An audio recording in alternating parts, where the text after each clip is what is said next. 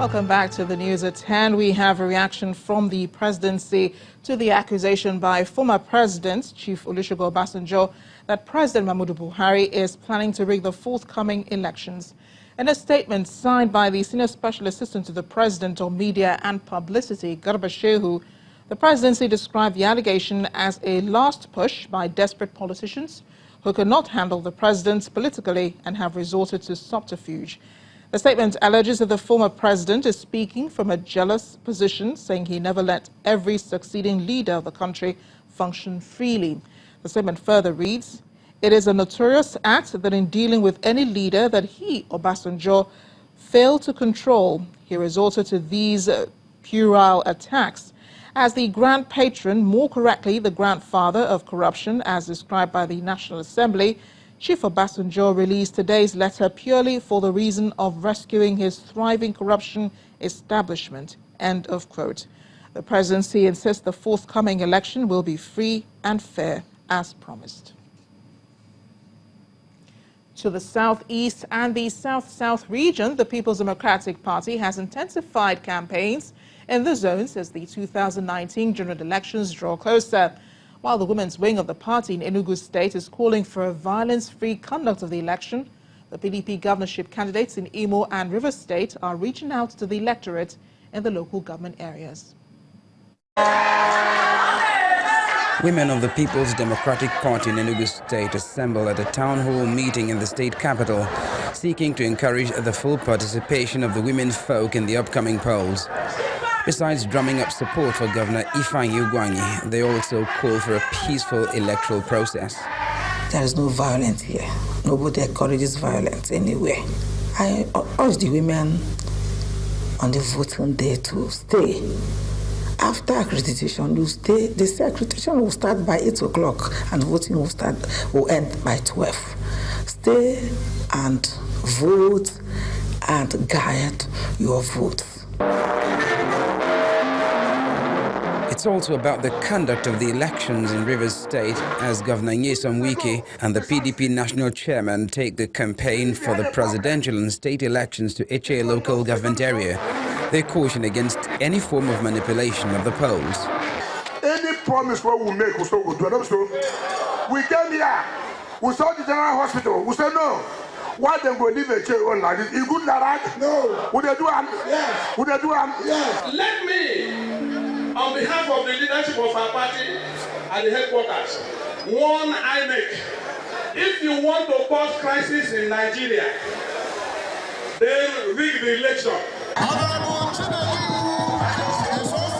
In neighboring Imo State, the PDP governorship candidate Emeka Ihedioha takes his campaign to Njaba and Owerri North local government areas, where he promises to deliver good governance and economic stability if elected in the forthcoming poll. It's obvious that our antecedents and our pedigree stands us out. Our people have appreciated that we have what it takes to give him all the meaningful change they require. The run-up to the 2019 general elections is gathering, and both party leaders and candidates are hitting full stride as the event draws nearer, in the hopes that they would be able to convince voters to swing the tide in their party's favor. Away from politics, Vanguard newspaper has held the 2018 edition of its Personality of the Year Awards. Founder of Tony Elumelu Foundation, Tony Elumelu emerged the Personality of the Year 2018 alongside 16 other recipients at the Eko Hotel and Suites here in Lagos. The chairman of the occasion, Arthur Banefo, asked those honored to do more to make a difference. It's all glitz and glamour at the Vanguard Personality of the Year 2018 Awards, as some of the country's prominent personalities and heroes recognized by the newspaper house graced the occasion at the Eko Hotel and Suites, Lagos. This year's edition of the Vanguard Personality Award. The event is organized to honor and celebrate individuals who've been outstanding and made their mark in different sectors of the country. The inaugural edition, held in 2013, was stamped Stamp of Excellence. In 2014, we celebrated the Game Changers, while in 2015, we honored the Towers of Distinction. In 2016, we witnessed the torchbearers. In 2017, we celebrated the frontliners. Last year, we recognized and celebrated 14 distinguished individuals, with the First Lady of the Federal Republic of Nigeria leading the pack as the Personality of the Year. Here's what the chairman of the occasion, Chief Arthur Mbanefo, who is also a former permanent representative to the United Nations, says to those honored.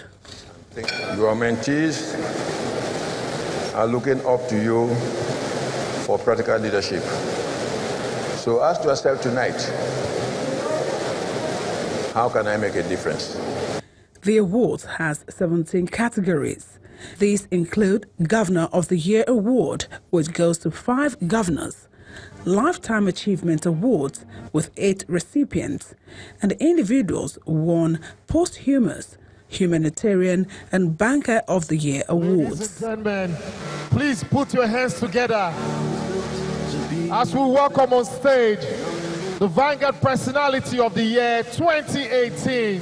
The climax, which is the Vanguard Personality of the Year Award 2018, is received by the founder of the Tony Elumelu Foundation, Mr. Tony Elumelu. The Vanguard Personality of the Year 2018 Award is the 6th. The inaugural edition kicked off in 2013.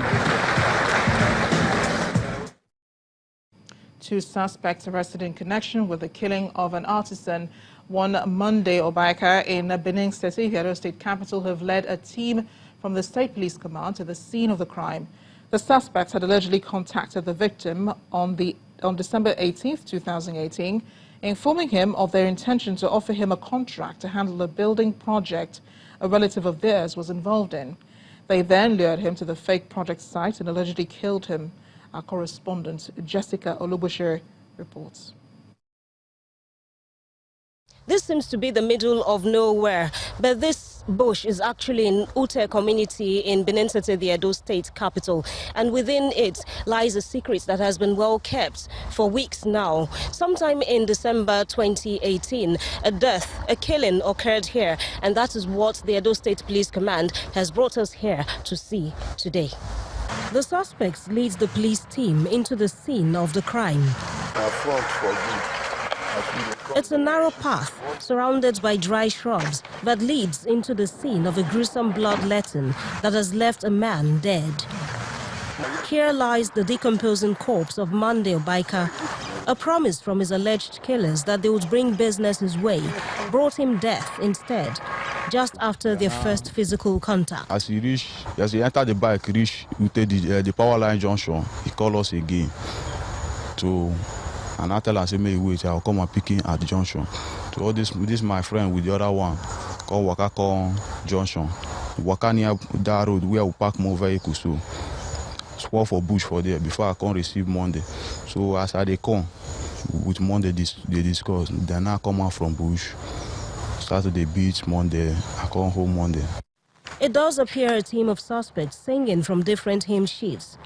While the prime suspect, Ebuka Ifediniru, tells a tale of joint efforts, his alleged partner, Godwin Kevin, tells a different story, providing more information in the process. This particular one, now tell me now. I not follow the come this one. Where would they use before for that people now down there? You know, since I confuse us and they go down. I'll go show now there. Some people close it there. That dead body not be Monday. God forbid. Monday come. Monday come. That is what shock does to you. Rita Ohonwa is a blood relative to the deceased. She still does not accept what she's been told is true, that her relative, Monday Obaika, is no more. The force says there are lessons from the entire incident and warns other artisans against falling easy prey to criminals out to harm them. The businessmen who move from one place to another getting contract, that they should be aware of these criminal element who go about calling them having seen their number, their telephone number in their workshop written boldly, go about calling them and luring them into the bush to rob them and murder them. The Edo State Police Command has also assured the public that it's on the hunt for the third member of the gang in this case and that justice will be served. Jessica Olugose, Channels Television News. In continuation of efforts to engage former Niger Delta agitators in productive venture, the federal government has commissioned a vocational training center in Ondo State. The facility, located in Agadagba, Ogbom, in Ese-Odo local government area, is at the instance of the Presidential Amnesty Program. It is designed to accommodate 100 trainees for a start, which will be groomed for jobs in the oil and gas sector. For the coordinator of the program, Professor Charles Dokubo, the center is another milestone aimed at preventing the ex-agitators from taking up arms again. We have refocused the training of ex-agitators to the job specific. In other words, we undertook a thorough opportunity mapping and risk assessment. It's not only a training center, but it has been linked with the Petroleum Training Institute to certificate, assess, and also examine the performance, so that after that they will be qualified to compete for jobs any part of the country and the world.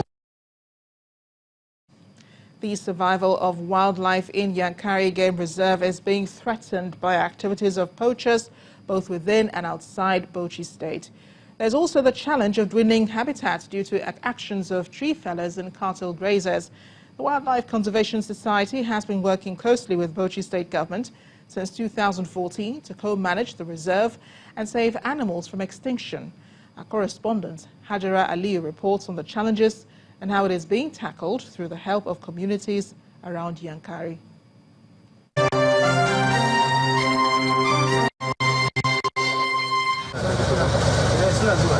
The first animal that may perhaps welcome you to Yankari Game Reserve are the baboons, easily found in the social environment.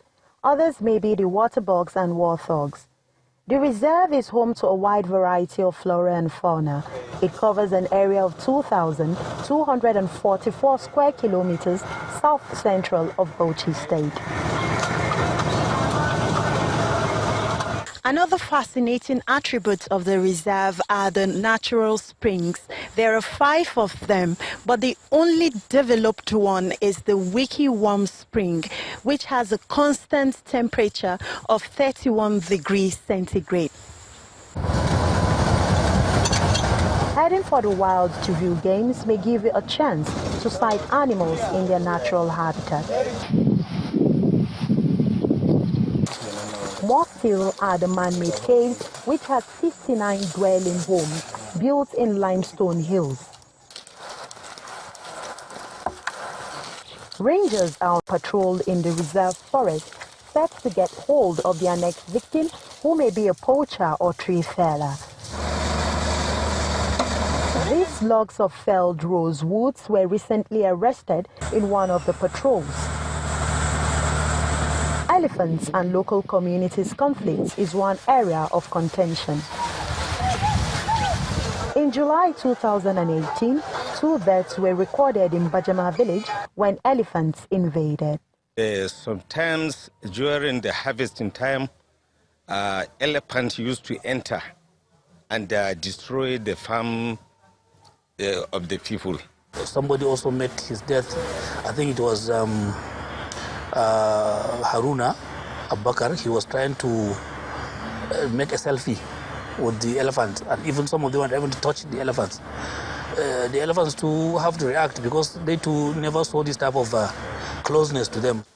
In this forum, the Wildlife Conservation Society seeks collaboration with locals around Yankari to secure the sustenance and future of the reserve. Right now we can send out 4 patrols every week, ranger patrol, so it's not really enough to protect the whole of the reserve. So poachers still enter the reserve and still hunt animals. So it's very difficult to stop. But we're trying with the limited resources we've got. We're trying.